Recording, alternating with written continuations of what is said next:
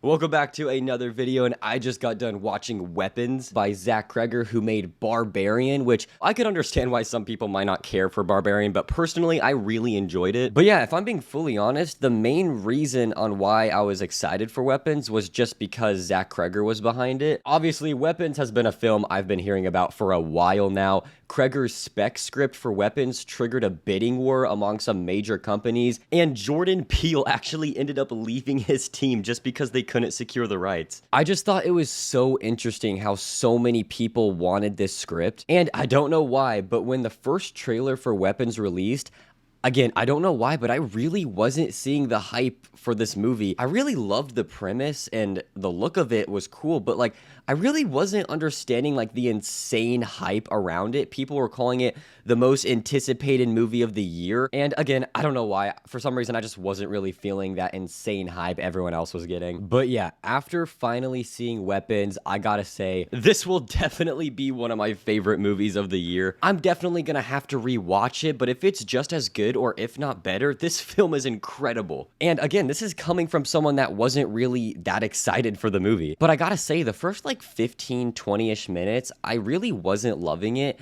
It was fine, but I was a little worried that I was going to be a lot lower than most people on this movie. But then they start to switch perspectives, and it sometimes turns into this non-linear storyline where even the little things start to click together and the mystery starts to pick up. It is seriously some of the most fun I've had watching a horror movie in theaters in a while. And of course, before I get into this review, this film just came out, so this will be a spoiler warning. Please skip this video if you have not seen this movie, because it is 100% one of those movies where the less you know, the better. First, I want to get into the chapters, because this film is told through interwoven chapters where each one is someone's different perspective. And I just feel like the way it was structured just made the film so much more intriguing and different. There's so many times where it switches perspectives and just little things happen. You're like, oh, that's how that happened. And it's just such a good feeling, and a little stuff starts to click together. Oh my God, I really like this movie. This movie is so good. I definitely think James was my favorite chapter. He's like a young drug addict that's trying to get as much money as possible. And just the whole way it's played out, him just trying to steal some junk to sell, and he ends up accidentally finding the missing kids, and he wasn't really gonna do anything about it until he saw that there was a $50,000 reward. And I feel like that segment alone was the strongest and the funniest. And yeah, this movie's pretty funny. Cregger uses this weird, dark humor in it that I really like. Some of the humor in this movie kind of reminded me of The Evil Dead, if that makes sense. I will say, I don't think it was as funny as some people thought it was. I feel like there was a lot of times where my entire theater was laughing so hard, and I was like, really? Like, it's not that funny. This is kind of creepy. I also loved Julia Gardner in it as the teacher who has to go through the whole town of parents thinking she's the reason the kids in her class are missing. A couple other character highlights are Archer and Paul. I think they're really good in this movie too. I also loved Justin Long's random cameo as one of the parents. I also really enjoyed Alex's chapter, which Alex happens to be the only kid who didn't go missing in the classroom. And his chapter at the end basically shows the entire reason on why these kids go missing and how everything went down. Now getting into the reveal, the reason on why 17 kids go missing, and why there's a weird lady popping up throughout the entire film,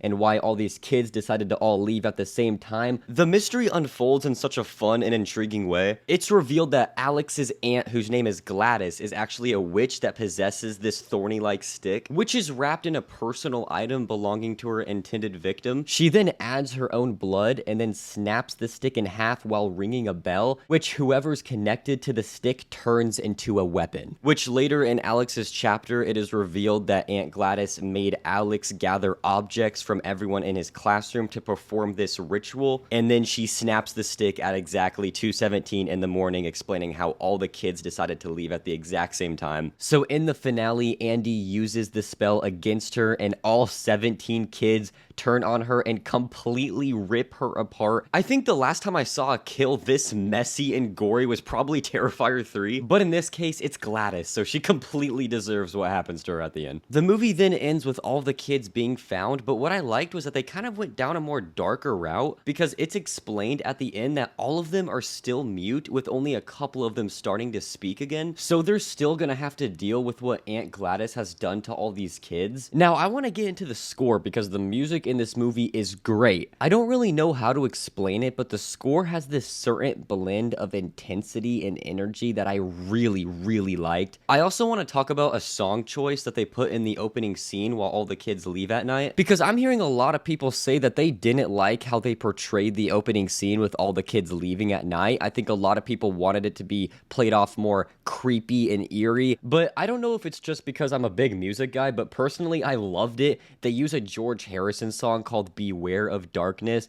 and it's probably just because I love George Harrison, but I personally really think that that music choice in the opening was really good. I also liked how this movie gets so unsettling and dark while also having really good comedic moments. And I think for some people, when they hear the word funny, they're gonna be a little uninterested. They're gonna be like, wait, what? It's funny? And yeah, I've heard a couple people say that they didn't really care for the movie because it was too funny. But I don't know, for me personally, I feel like they handled the humor and scares really well. But I could understand if you wanted it to be scarier. I think this movie does work better as a thriller, but there's still so many good scenes that really creeped me out. Especially the scene where Justine falls asleep in her car and the door mysteriously opens and Alex's mom walks out in literally the creepiest way possible and proceeds to sneak into her car while she's asleep, and you see her hand come into frame with scissors to cut her hair so Gladys can target her. And keep in mind, this is towards the beginning of the film where nothing's really explained yet, so it just comes off really creepy and unsettling. But yeah, as of right now, I'll give it an 8.8.